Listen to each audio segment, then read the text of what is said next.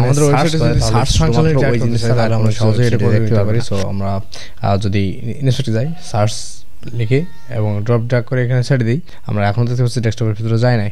এখন ডেস্কটপের ভিতরে যাতে তো হিউজ সেশনের উপরে থাকুক এবং এটা যদি অ্যাপসলোড করে দেই, অ্যাপসলোড করে এটা যদি আমরা নিয়ে আসি নিচের দিকে, সো এটা একটু বড় করে রাখি। আচ্ছা, তাহলে পরে টানতে বেশ অসুবিধা হবে না। এখন যদি আমরা প্রিভিউতে যাই তাহলে দেখতে পাবো যে এখানে যদি ফাংশনালিটি অ্যাড করতে পারবো, কিন্তু আপনাদের কিছু রিকমেন্ডেশন থাকবে যে আমাদের এই ওয়েবসাইটে আপাতত কোনো ফাংশনালিটি অ্যাড করার রিকোয়ারমেন্ট নাই আমাদের, সো আমরা এটা করতে পারছি না। কিন্তু বাই ডিফল্ট আমরা এখানে কিছু সেটিং দেখতে পাচ্ছি যে স্কোপ যদি বলি যে আপনি যদি এখান থেকে কিছু সিলেক্ট করে দেন, তাহলে যদি ওয়ার্ক কিংবা যদি কোনো থাকে ব্লগ কিংবা যদি থাকে আপনার ফিচার, যদি পারে আপনার প্রজেক্ট লিস্ট, যদি পারে আপনার ক্লায়েন্ট লিস্ট, সবগুলো এখান থেকে যদি সিলেক্ট করে দেন, যদি কেউ এসে এখানে সার্চ করে তাহলে শুধুমাত্র ওই জিনিস ছাড়া আর কোনো কিছু ওয়েবসাইটে দেখতে পারবে না। এই তো কাস্টম যদি আপনি চান তাহলে এখানে আপলোড করে দিতে পারেন, এবং কিন্তু আপনার সেটা প্রিফারেন্সেস আমরা কালার সাদা করে দিতে পারি, সাইজ বড় করে দিতে পারি, ছোটো বড় করে দিতে পারি।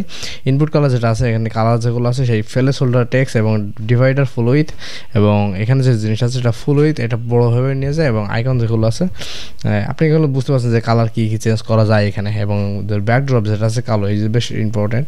আমরা যদি একটু কমাই দিই তাহলে ব্যাকড্রপটা বেশি দেখতে পাবো না, এবং এই জিনিসটা যদি আরও একটু সিলেক্ট করি, এখানে আরেকটা জিনিস আছে সেটা হচ্ছে জি ইন্ডেক্স সবার উপরে থাকবে, এটা আপনি চেঞ্জ করেন না।